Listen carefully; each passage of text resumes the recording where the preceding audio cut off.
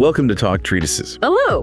Today, we are opening the archives to examine a text that on its surface might just look like, well, it looks like a simple travelogue from the Edwardian era. Right, yeah. It's this leather-bound volume from 1906, and it's titled Rambles on the Riviera. By Francis Milton. Yeah, exactly. Yeah.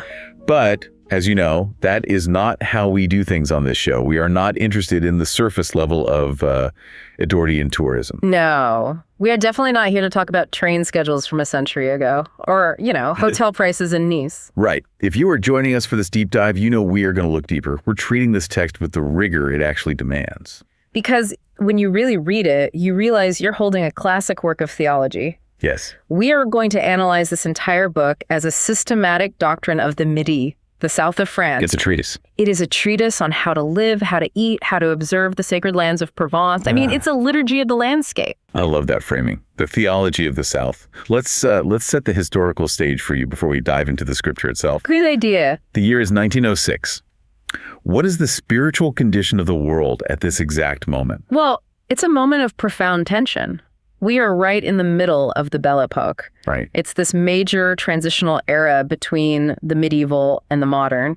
So you have the ancient world of Provence, the Roman ruins, the troubadours, these silent olive groves that have stood there for 1,000 years. It's just ancient history. Exactly. And crashing into all that silence is the noise of the modern industrial world. The steam train. The steam train, the chemin de fer cutting straight through the valleys. And with it, you have the wealthy English tourists bringing in their very specific cultural heresies. And our author seems to be standing right on that fault line, right, between the old and the new. He is. He's essentially writing an apologetic. Okay. He is constructing a defense for the true Provence. So if we had to distill this entire, very dense work into a one-sentence thesis for you, what would that be? It would be this. The text argues that the true province is not a geographical location you can simply buy a ticket to. Right. It is a spiritual state found in the byways, accessible only to those who renounce the beaten track, which he specifically identifies as the heresy of the railroad, and instead adopt the vehicle of grace. The vehicle of grace, which in 1906 is the early automobile. Or the donkey. The donkey or the car. I mean, that is quite a wide spectrum of transportation. It is. But the theological function is exactly the same for both. How so? It's about the autonomy to stop. That is the central dogma here. The train rushes you past the sacred sites. It predestines your journey. The road, however, allows you to actually inhabit them. Gives you free will. Precisely. So our mission for this deep dive is to perform an exegesis of this liturgy of the landscape. We're going to examine the genesis of this world, the ecclesiastic structure of its city-states, the sacraments of its table, specifically the bouillabaisse, and finally, the heresies of the modern tourist. It's a lot to cover. It is. So let's unpack this. Let's start right at the beginning. Because in any systematic theology, you have to begin with creation. You do? You have to start with the genesis of the landscape. So where does the author say this world actually begins? Because if you look at a map, it's all just France. Right. But he is very specific, and he entirely rejects the political map for a spiritual one. He quotes this old axiom: at Valence, the Midi commences. Valence, which is a city on the River Rhone. Yes. And the text treats this almost like a cosmogonical boundary. North of Valence, you are in the dark. The cold north. The barbaric north. You are in the land of butter, of gray skies, of damp wool. Sounds miserable. He certainly thinks so. But at Valence, you cross a threshold. He describes the sudden brilliancy of sunshine, a warmth of atmosphere that just changes the very nature of perception. And there is a physical sign of this covenant, isn't there? A marker in the landscape. The olive tree. Right. This is the ultimate marker. In this theology, the olive tree is the boundary of the Holy Land. If the olive tree grows, you are in the Midi. You're saved. Basically. And if it doesn't grow, you are in exile. It is a strict binary. And running right through this land is the central artery, the River Rhone. Yes. The text mentions a really fascinating historical duality about the river itself. It's a literal division of the world. For centuries, the Rhone wasn't just a river, it was the scar of European history. How does he break that down? Well, on the right bank, you had the kingdom, meaning the Kingdom of France. Okay. And on the left bank, you had the empire, the Holy Roman Empire. So when you were traveling down this river, you're traveling down the seam of the continent. Exactly. And he notes that it's a torrential river. It's not some gentle pastoral stream where you take a little boat out. It's a violent force of nature. Speaking of forces of nature, we absolutely cannot discuss the theology of this landscape without discussing the doctrine of the winds. Ah, the mistral. Yes. He seems to have a very complicated relationship with the mistral. Well, in the Theology of Provence, the mistral is a dualistic force. It is the north wind, the son of Jupiter. And he classifies it as one of the plagues of Provence. Yeah, he does. It scours the land. It literally screams through the valleys. It can blow the heavy tiles right off a roof. It causes genuine suffering for the people who live there. But there's a but. There is a big but. It is also the purifier. The purifier. He points out that without the mistral, the atmosphere would not have that crystalline brilliance that entirely defines the region. Right, the light that brought all those painters there. Exactly. It sweeps away the miasma, it kills the microbes, it brings health. So the theological implication here is that the suffering, the wind itself, is necessary for the clarity, for the view. It's a very stoic worldview. You simply cannot have the breathtaking blue of the Mediterranean sky without the violence of the north wind. You have to endure the scouring to see the light. And during the scouring is actually a perfect transition because the text moves us from the river into some very, very harsh landscapes. Yeah. The Crau and the Camargue. Yes. These are not the lush, flower-filled gardens of the Riviera that you might imagine. No, not at all. These are the deserts. If we are viewing this as a theology, these are the lands of the desert fathers. Let's take the Crau first. He calls it the Gallic Sahara. Which is such a striking image. It's a plain entirely covered in stones. Millions of them. Imagine a landscape where you cannot even see the soil. It is just round, smooth pebbles and boulders stretching out to the horizon, baking in the sun. It sounds totally hostile. Extremely hostile. And the text gives us the origin myth for this, the divine intervention. Right. How did the stones actually get there, according to the myth? The legend says that Hercules was fighting the Ligurians on this exact spot. He had exhausted all his arrows and was about to be overwhelmed. So he prays. He prays to Jupiter for aid.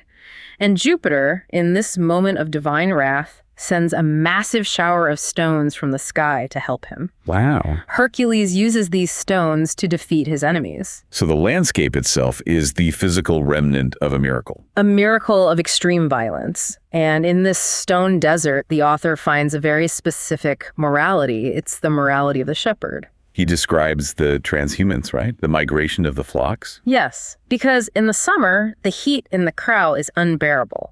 It's a literal furnace. So the sheep are marched all the way up to the cool air of the Alps. And then in the winter, they come back down. It's this cycle of eternal return. He mentions the shepherds by a specific name, the Baals. He describes them with immense reverence. They live this totally nomadic life, carrying everything they own in saddlebags on donkeys. So they're perfectly utilizing the vehicle of grace. Exactly. They are the guardians of the old ways.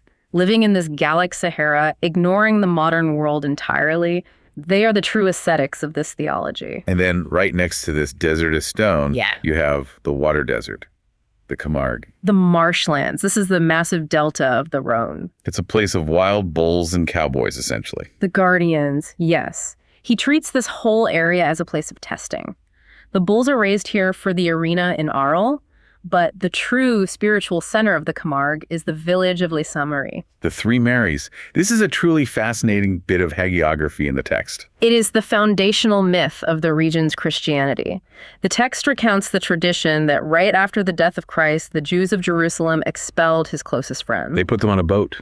But the text specifies a very important detail. It was a boat without sails and without oars. A boat without sails or oars. I mean, that is a deliberate execution method. It is completely surrendering them to chaos, to the sea. No.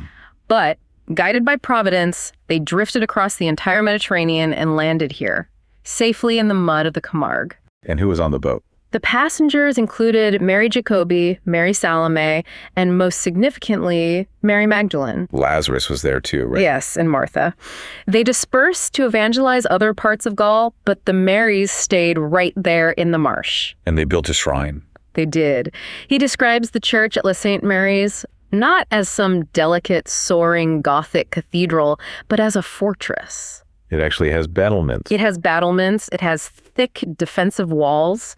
It was built specifically to protect the holy relics and the local people from Saracen pirates coming in from the sea. This is a warrior church. It is a fortress of faith sitting in a swamp. And he goes on to describe the fete of the gypsies. Right, because every year, the Romani people come to venerate Sarah. Their patron saint, who, according to the tradition, was the servant of the Marys. It's this profound blending of the sacred and the profane that the author finds just absolutely intoxicating. He describes the crypt where they hold the vigil. The overwhelming heat of the candles, the sheer intensity of the belief, it's raw. It is very much not the polite, quiet, organized religion of the North. It is primal. That brings us perfectly into part 2 of our analysis.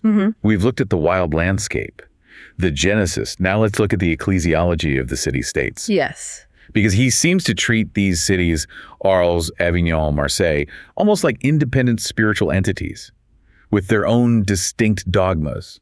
They are the patriarchates of the Midi. Let's start with Arles. For him, Arles is the Rome of Gaul. He is completely obsessed with the Roman connection there. Because it is the absolute source of the Latin tradition in the region. He talks at length about the arena and a theater, but notice the continuity he draws here. Right. He doesn't just say, here are some pretty ruins to take a photo of. He directly connects the ancient liturgy of the Roman gladiator to the modern liturgy of the bullfight. The blood sacrifice. The blood sacrifice. The arena is still actively in use. The structure of the city still revolves around this massive oval of sand where men face beasts. So it's a continuous tradition stretching back 2,000 years. The gods have changed, but the rite remains exactly the same.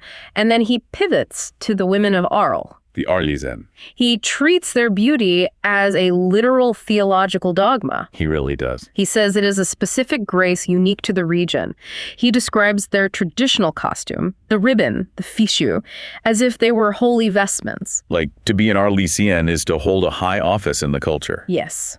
He claims their beauty is the direct result of pure Greek and Roman bloodlines, perfectly preserved in isolation. And then there's the cathedral, St. Trophime.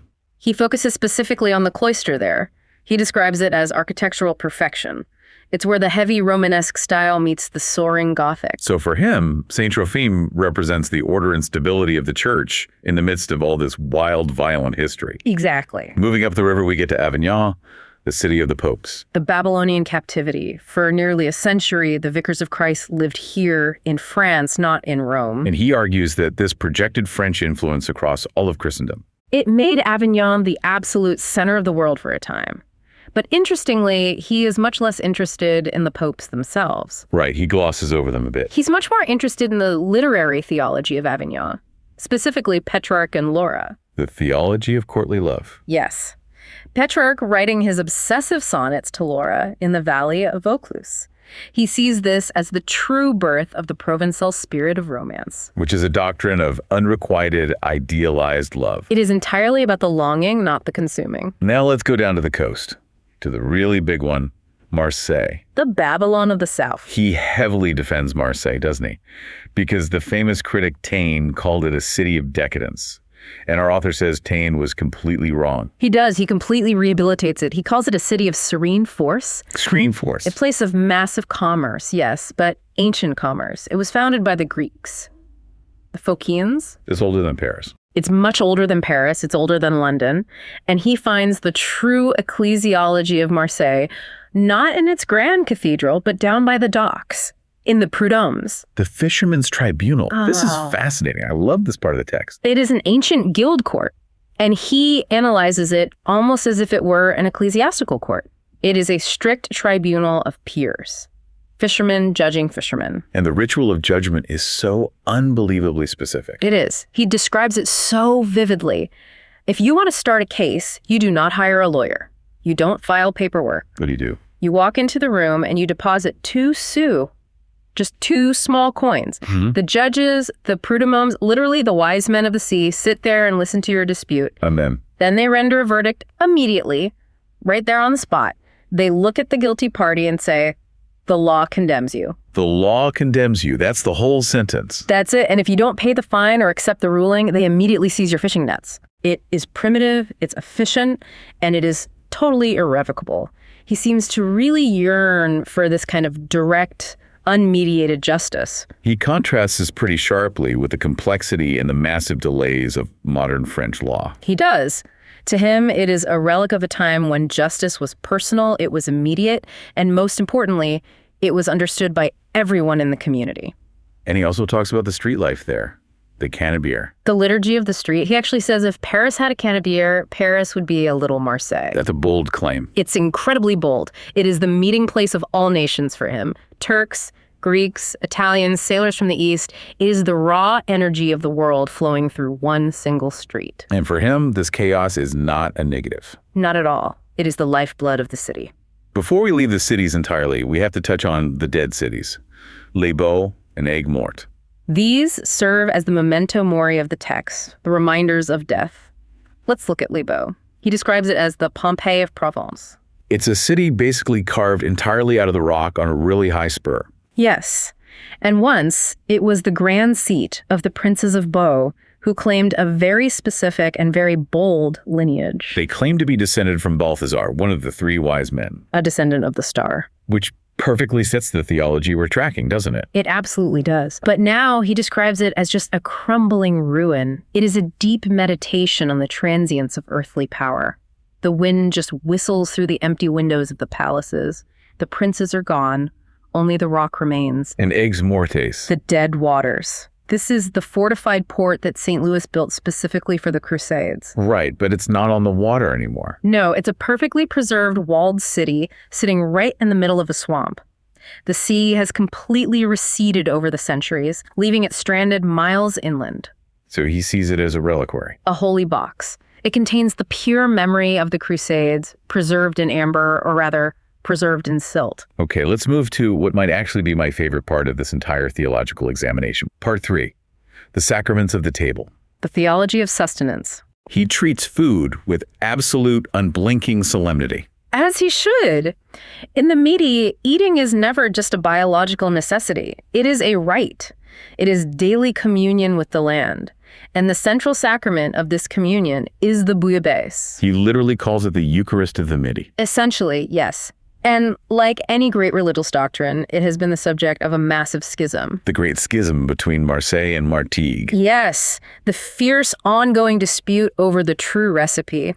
And our author takes a very orthodox stance here. He gives us what is basically the Nicene Creed of bouillabaisse. So what are the dogmas? What has to be in it? First, the fish. You absolutely must use the rascasse, the scorpion fish. Which is not a pretty fish. It's an incredibly ugly, thorny, venomous fish, but he says it is absolutely essential for the soul of the soup and the gallinette. You cannot substitute these. If you don't have them, you aren't making bouillabaisse. And the spice? Saffron. He calls it the gold of the rite. It must be there to give that distinct color, that specific aroma. And finally, the method of cooking. Because this is where the theology gets really physics-based. It does. It must be cooked over a quick fire. A violent heat. A sanctifying heat. The oil and the water must boil furiously to emulsify properly. He is very, very clear on this. The slow simmer is a heresy. If you simmer it, you just have a soup. Exactly. If you blast it with fire, you have bouillabaisse. And speaking of heresy, he has some incredibly harsh words for the Parisian version. Oh, he is scathing. He treats the bouillabaisse served to tourists up in Paris as a literal profanation. Just a total corruption. It is a diluted, soulless imitation. He argues the true sacrament can only be partaken of on the coast, literally within sight of the Mediterranean. It is about context just as much as it's about ingredients. He also talks about the rite of the olive and the vine. The basic elements of communion. He praises the olive pitcholine of St. Thomas, the green olive. And the wine, obviously. Specifically the vinquit and the white wines of Cassius. He actually quotes Keats here saying, this wine does not quarrel with the liver. A state of grace for your internal organs. That's one way to put it. It is a perfumed wine. It belongs purely to the land. When you drink the wine of Cassius, you are drinking the landscape. There's one more ritual he mentions in this section that I found really fascinating. It's an economic ritual. The baker's tally stick in St. Remy. Oh, this is a beautiful piece of economic theology.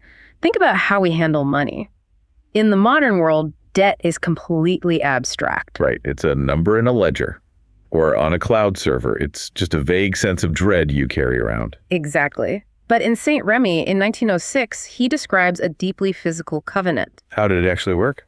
The baker takes a stick of wood, usually willow or hazel, and physically splits it straight down the middle. The customer keeps one half of the stick, and the baker keeps the other half. Okay. When you go in to buy a loaf of bread on credit, the baker puts your two halves of the stick together and cuts a notch across both of them at the same time. So the record of the transaction exists only when the two parties come together. Precisely. You cannot alter the record unilaterally. It strictly requires the communion of the buyer and the seller. And the really beautiful part is the absolution of debt. Yes. When you finally pay your bill, you don't just get a printed paper receipt. You bring your stick, the baker brings his stick, and you throw them both into the oven fire. You literally burn the You oven. destroy the sin. The debt is entirely consumed by fire. It is a final, highly visible absolution. He clearly sees this as vastly superior to the cold, impersonal accounting of the North. It ties the entire economy back to the wood and the fire, back to the earth. This leads us naturally to the central conflict of the whole book, the battle between the true faith and the heresies. Part 4, the heresies of modernity. The enemy is absolutely at the gates here, and the enemy is the false Riviera. What specifically defines the false Riviera for him? It is the strip of coast from Toulon all the way to Menton that has been completely colonized by what he calls the barbarian invasions. Meaning the English and the wealthy northerners. Yes.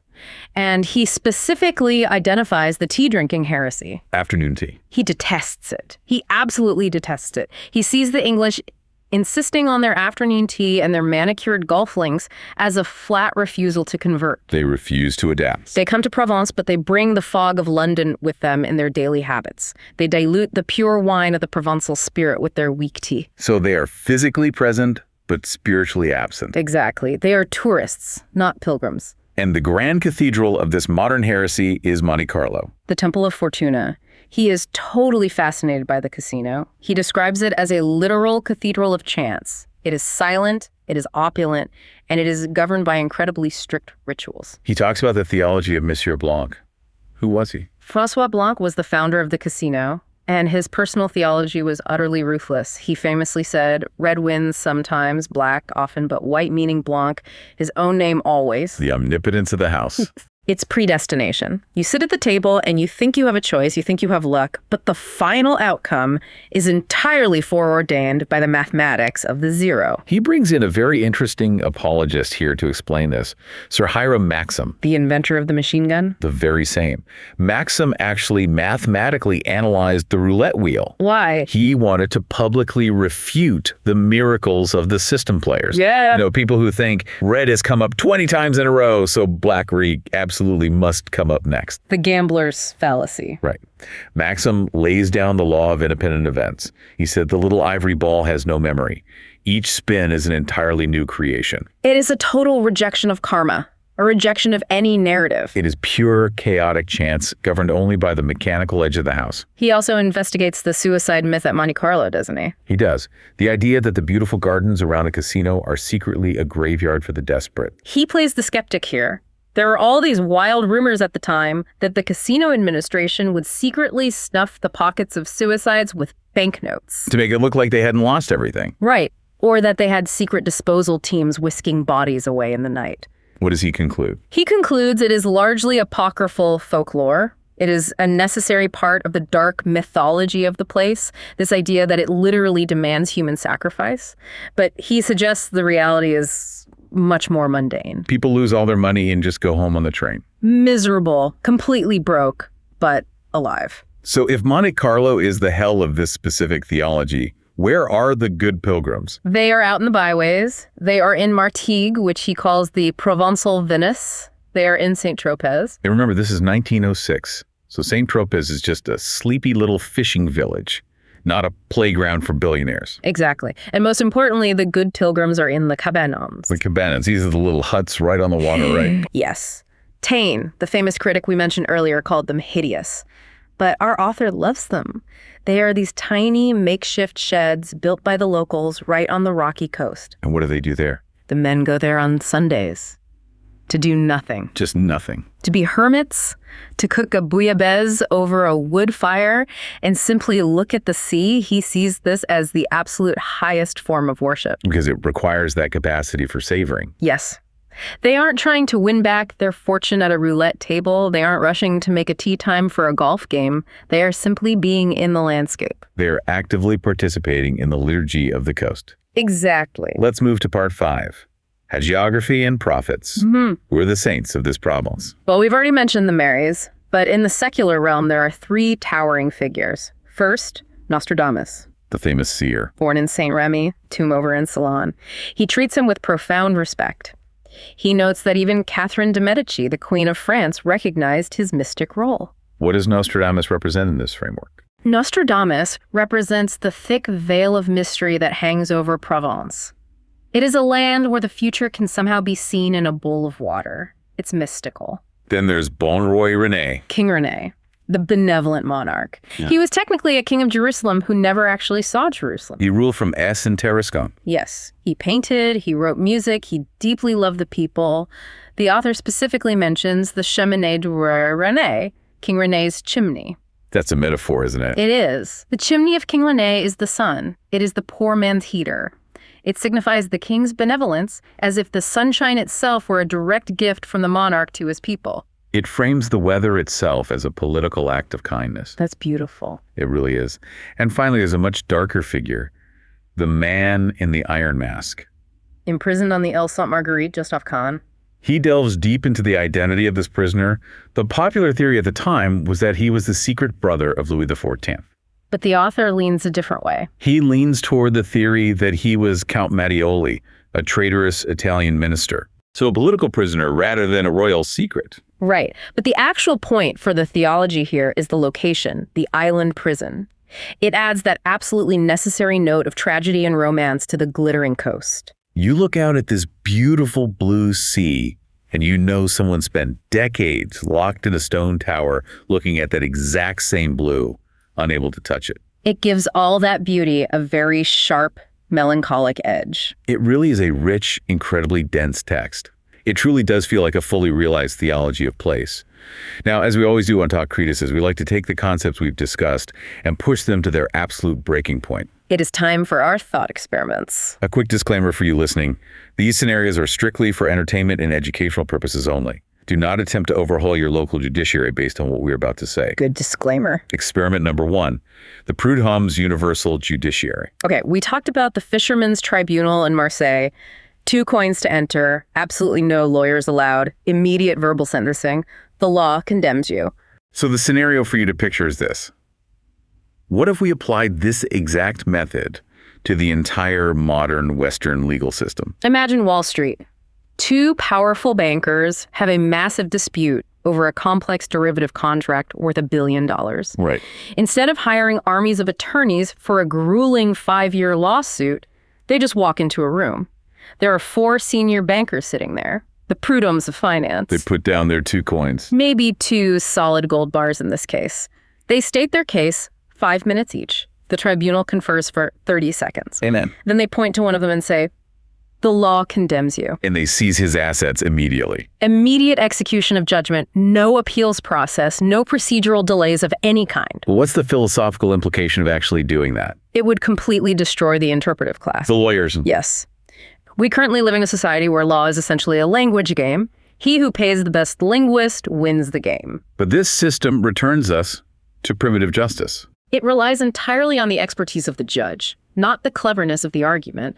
It forces the participants to actually trust the wisdom of their peers. But it assumes the judges are incorruptible. That is the massive catch. The fishermen trusted the Prud'hommes because they were all in the same boat, literally. If a storm came, they all drowned together. But in a complex, low-trust society like ours, this might just lead to guild-based tyranny. The bankers would just rigidly protect their own. True, but think about the efficiency. The author would probably argue that right now, we sacrifice true justice for procedure. This ancient system sacrifices procedure for a swift, decisive result. Wow. Okay. Experiment number 2, the baker's tally economy. This one I really love. Imagine a society that completely rejects digital currency, rejects credit card servers, and goes all the way back to the tally stick. So every single debt requires a physical token. Yes. If you take out a 30-year mortgage, you and the bank manager split a giant log. You keep half in your garage, they keep half in the vault. And to pay it off, You have to physically drag your half of the log down to the bank. You match it up with theirs to prove the transaction. And you burn it together right there in the lobby. That would certainly make closing on a house a lot more dramatic. It really would. But think about the psychological shift that would cause. Right now, debt is completely invisible. It is effortless. You swipe a piece of plastic and tap your phone. It doesn't feel like anything at all. But if debt required a physical object, a piece of heavy wood you had to actively store, protect from termites, and carry around, you would feel the actual weight of it. And the absolution aspect is totally different too. Yes. You cannot be in debt to an algorithm. You are in debt to a physical person who holds the other half of the stick. To clear the debt, you must look them in the eye. It reintroduces the intense physicality of obligation. The author would absolutely argue that our digital economy is a heresy because it completely disconnects the sign, the digital money, from the reality, the wood, the labor. It would certainly solve casual consumer debt. No one wants to walk around a shopping mall carrying a pocket full of heavy wooden sticks. Exactly. The friction is the feature, not a bug. So, as we wrap up this deep dive, what does this all mean for us today? We've walked through the landscape, the harsh winds, the food, the history. I think he leaves us with a final lingering provocation. He says the Midi begins at Valence. But I think he's really suggesting that the Midi isn't just a physical place on a map. It is a capacity. It is a capacity for savoring. You can be in Provence geographically, you can be sitting in a luxury hotel in Cannes right now, but if you are drinking imported tea and frantically checking your stock portfolio on your phone, you are still in the north. You are still in the darkness. You are. But if you are in a little cabana, eating a scorpion fish cooked over a violent quickfire, just watching the wind hit the water, then you have officially entered the kingdom. You have savored the world. And that, ultimately, is the profound theology of Rambles on the Riviera. It makes you wonder. Maybe the ultimate modern heresy isn't the train or the golf course. Maybe the true heresy today is the smartphone, the constant digital connection that prevents us from ever being present anywhere. That's a terrifying thought because it means we all have to consciously construct our own internal cabanons if we ever want to find that state of grace again. Something to mull over the next time you travel. Thank you for joining us for this exegesis. Always a pleasure to walk the by with. This has been Talk Treatises. We'll see you on the next deep dive.